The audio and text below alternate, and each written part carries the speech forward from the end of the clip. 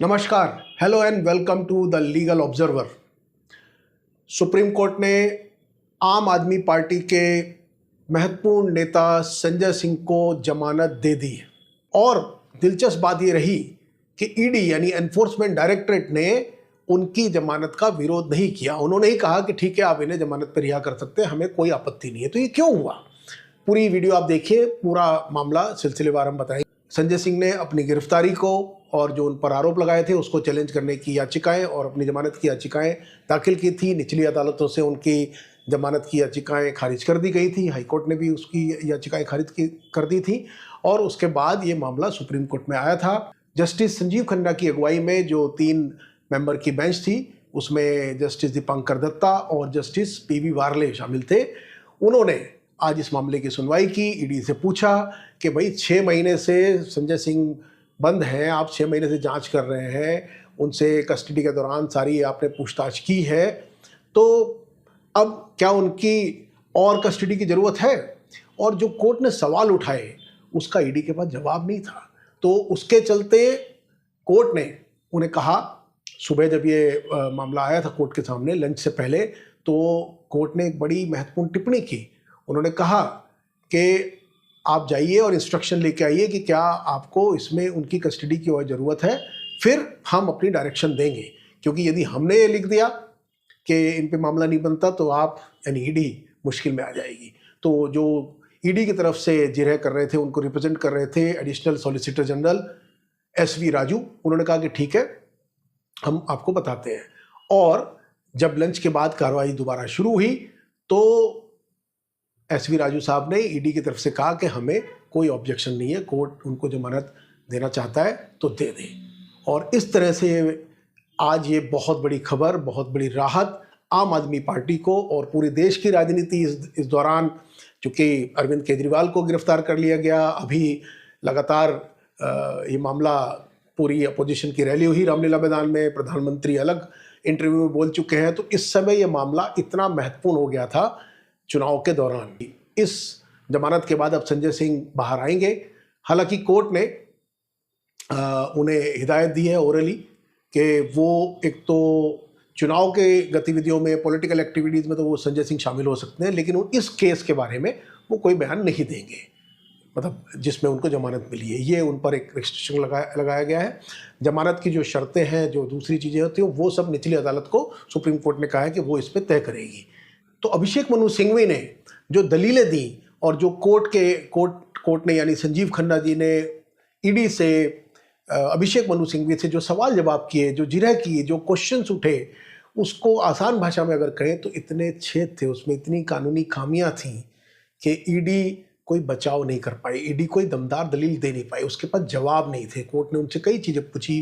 Prevention of money laundering act जिसका इसमें जिक्र है, जिसके आधार पर ये पूरी याचिका थी, उसका उन्होंने हवाला देते हुए संजीव खन्ना जी ने पूछा, उनसे स्पेसिफिकली पूछा, सिंघवी साहब से पूछा कि मान लीजिए अगर आप सेपरेट ऑफेंस भी इसको माने PMLA का, तो अगर वो पैसा जो रिश्वत के तौर पे दिया गया, अगर उसकी बरामदगी हो गई तो फिर ये कैसे टिकेगा PMLA? और उन्होंने भी कहा कि सिंघवी साहब ने बताया कि संजय सिंह के पास से कोई बरामदगी नहीं हुई है, कोई पैसा अब तक ईडी बरामद नहीं कर पाई है, तो फिर कैसे ये मामला बनता है? और ईडी ने भेदभाव उसमें किया, उसको भी उन्होंने अंडरलाइन किया कि एक गवाह जो जिसके आधार पर, जिसके बयान के आधार पर संजय सिंह को गिरफ्तार किया गया है, उसका कोई साक्ष्य ही नहीं है और उसको तो ईडी जमानत दिलवाना चाह रही है दूसरे रास्ते से, लेकिन संजय सिंह को पिछले 6 महीने से बंद करके रखा है। तमाम पूछताछ के बाद, तमाम उसके बाद कोई किसी तरह की रिकवरी नहीं हो पाई है, किसी तरह का कोई अटैचमेंट नहीं हुआ है, कोई पैसा बरामद नहीं हुआ है, तो क्यों संजय सिंह को रखा गया है?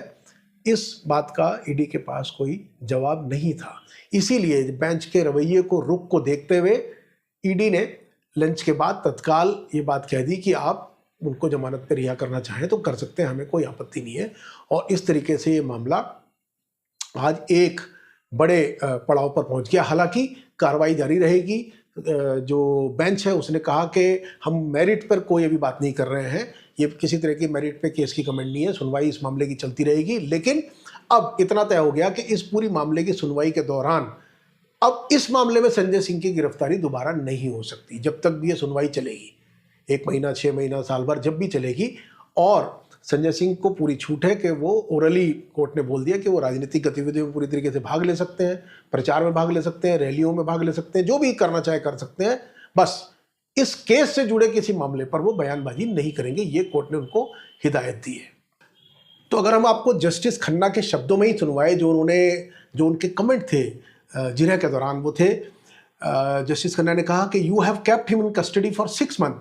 दिनेश अरोड़ा जो कि इसमें गवाह है, has not initially implicated him, later on in a statement he does, no money has been recovered, the trace of money is not there because it was long back, fact of the matter is money has not been recovered, please keep that in mind that if we are with him, we are required to record in terms of section 45 that he has prima facie not committed an offense that could have its own ramification in trial। तो ये सीधे सीधे justice Khanna ने ED को संकेत दिया, और लगता है एसवी राजू साहब को समझ आ गई बात। तो उन्होंने कहा कि आप जाकर इंस्ट्रक्शन लिया। ये जो मैंने आपको पहले बताई वीडियो में कि सुप्रीम कोर्ट का रुख और रवैया बड़ा साफ था, उनको समझ आ गया एसवी राजू साहब को कि किस तरफ जा रहा है मामला। इसीलिए लंच के बाद उन्होंने कहा कि चूंकि जज साहब ने कहा था खन्ना साहब ने कि आप इंस्ट्रक्शन लेकर आइए, और अगर इंस्ट्रक्शन नहीं होंगे तो आप मेरिट पे केस लड़िए, फिर आप मेरिट पे आर्ग्यू कीजिए, फिर हम उस पर अपनी डायरेक्शन देंगे। तो आप समझ रहे हैं जो मैं कहना चाह रहा हूँ। जो बारीक बात है वो ये है कि जो आरोप आप पार्टी इस बीच लगा रही है, उसका कुछ आधार दिखाई दे रहा है कि ये पूरा का पूरा मामला फैब्रिकेटेड था, बिना किसी ठोस सबूतों के था, और इस बात में साक्ष्य, इस बात में दम नजर आता है तमाम आपके लीडर्स के कि उनको बेवजह इस मामले में घसीटा गया है। आज की जो कमेंट है या जो आज की बात है, उससे परसेप्शन तो यही ड्रॉ होता है, यही इन्फ्रेंस उससे बहुत आसानी से निकाला जा सकता है। तो अब आगे वीडियो के अगले हिस्से में मैं आपको बताऊंगा, इसलिए वीडियो पूरी देखिएगा कि ये परिवर्तन अचानक क्यों हुआ, सिलसिलेवार क्यों हुआ कि कल एक दूसरे मामले में इसी तरह का रवैया हुआ। वहाँ भी अभिषेक मनु सिंघवी थे। वो मामला कांग्रेस की जो इनकम टैक्स का जो 3,500 करोड़ की रिकवरी कांग्रेस से होनी थी, उसका मामला था, जहाँ कल यही हुआ कि इनकम टैक्स विभाग ने वहाँ सॉलिसिटर जनरल पेश हुए थे तुषार मेहता। उन्होंने कहा कि हम अभी फ़िलहाल इसको प्रेस नहीं करना चाहते, कोई कोर्सिव एक्शन नहीं होगा, इसको दे दीजिए। आज ये मामला हो गया। और इसी के साथ एक चीज़ जो जुड़ती है, जिसको रिलेट कर सकते हैं, कल प्रधानमंत्री जी का, परसों उन्होंने एक इंटरव्यू दिया था, साउथ का एक बड़ा चैनल है थांती, उसमें जो बातें उन्होंने कही, इलेक्टोरल बॉन्ड का उन्होंने जिक्र किया, पीएमएलए, ईडी, इन सब का जिक्र किया, विपक्ष की रैली का जिक्र किया, हंगामा तो पूरे देश में मचा ही हुआ है। तो क्या ये मान लिया जाए कि जो नैरेटिव में बदलाव होता दिखाई दे रहा है, ये उसका असर है? अब जो दूसरा सवाल है कि क्या संजय सिंह को जो बेल मिली है आज, तो क्या इसी प्रेसिडेंट के आधार पर बाकियों को भी बेल मिलेगी? तो उसमें स्पष्ट कर दूं, जो एडिशनल सॉलिसिटर जनरल हैं, उन्होंने बेंच से गुजारिश की, और जिसको बेंच ने मान लिया कि ये जो बेल दी जा रही है संजय सिंह को, ये प्रेसिडेंट नहीं बनेगी, क्योंकि ये ईडी के आपत्ति ना दर्ज करने पर, ईडी ने जो कहा उसके आधार पर आर्ग्यूमेंट शुरू होने से पहले ही बेल दे दी गई है। अगर ईडी विरोध करता तो कोर्ट जैसा कह रहा था कि फिर आर्ग्यूमेंट करो, मेरिट पे आर्ग्यूमेंट करने पड़ते। अब आर्ग्यूमेंट करने के लिए उनके पास कुछ दिखाई दे नहीं रहा था। कहा एसवी राजू साहब ने कि नहीं साहब, हम इसमें मेरिट है और हम आर्ग्यू करेंगे, लेकिन फिलहाल आप जो है इनको बेल पे रिहा कर सकते हैं, हमें कोई आपत्ति नहीं है। समझ गए आप? तो ये रही आज की कोर्ट के अंदर जो कार्रवाई, उसका आपके सामने हमने एक ब्यौरा आपके सामने रख दिया। 4 अक्टूबर 2023 को संजय सिंह को उनके घर से गिरफ्तार किया गया था। 10 घंटे उनसे पूछताछ हुई। 5 अक्टूबर को उनको राउजवनी कोर्ट में पेश किया गया। 5 अक्टूबर को उनको राउजवनी कोर्ट ने 10 अक्टूबर तक की रिमांड के लिए भेज दिया था।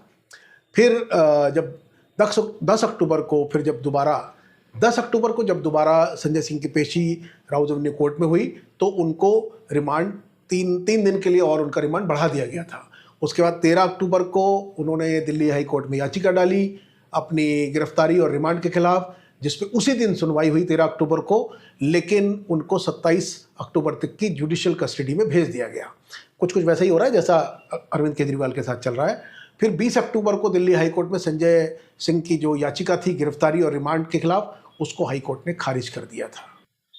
20 नवंबर को सुप्रीम कोर्ट ने कहा कि संजय सिंह अपनी इंटरिम बेल एप्लीकेशन दायर कर सकते हैं, इसका दिल्ली हाई कोर्ट के फैसले से कोई लेना देना नहीं है।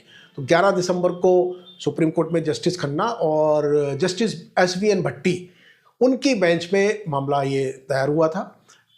बेंच ने इसको फरवरी तक के लिए 2024 फरवरी तक के लिए इसको लिस्ट कर दिया था। 27 फरवरी 2024 को सुप्रीम कोर्ट ने ईडी को नोटिस दिया संजय सिंह की जमानत याचिका पर, और 5 मार्च को वो फिर लिस्ट हुई, लेकिन 5 मार्च को उनकी याचिका पर सुप्रीम कोर्ट में सुनवाई नहीं हो पाई।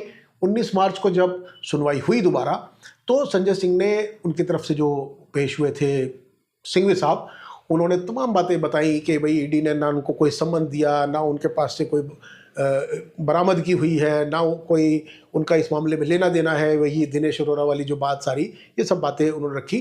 तो उनकी दलीलों को, उनकी याचिका को सुन के कोर्ट ने 2 अप्रैल की तारीख मुकर्रर की थी अगली, और आज 2 अप्रैल को 2024 को संजय सिंह को जमानत मिल गई, क्योंकि उनकी जो दलीलें थी, उन्होंने जो बात कही थी, उसमें दम था। ईडी के पास कोई ऐसा साक्ष्य, ईडी ऐसी कोई बात सामने नहीं रख पाई, कोई ऐसा सबूत, कोई ऐसा दस्तावेज, कोई ऐसी दलील नहीं रख पाई जिससे उनकी जमानत याचिका का विरोध होता। और जैसा आपने सुना, जो संजीव खन्ना जी के कमेंट्स थे, SV राजू और उनके बीच में जो बातचीत हुई, जो सिंघवी साहब ने रखा, उससे जो निकल के आता है निचोड़, वो यही है कि यदि कुछ होता तो ईडी क्यों उनको ये कहती।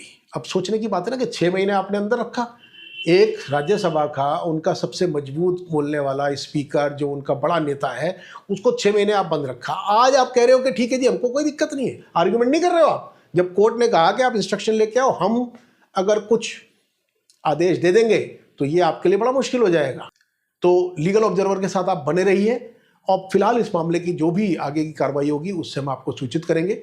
फिलहाल उम्मीद है कि देश की राजनीति में इससे एक नया मोड़ आएगा। चुनाव का जो पूरा दौर चल रहा है, अब इसमें कुछ ना कुछ इंटरेस्टिंग मोड़ इससे आएगा। लीगल ऑब्जर्वर आपको बराबर इस केस की जो भी आगे की कार्रवाई है उससे अवगत कराता रहेगा। हमारे साथ बने रहें, हमें सब्सक्राइब करें, और हमारी वीडियो यदि आपको पसंद आ रही हो तो उसको शेयर करें, लाइक करें, लोगों तक पहुंचाएं।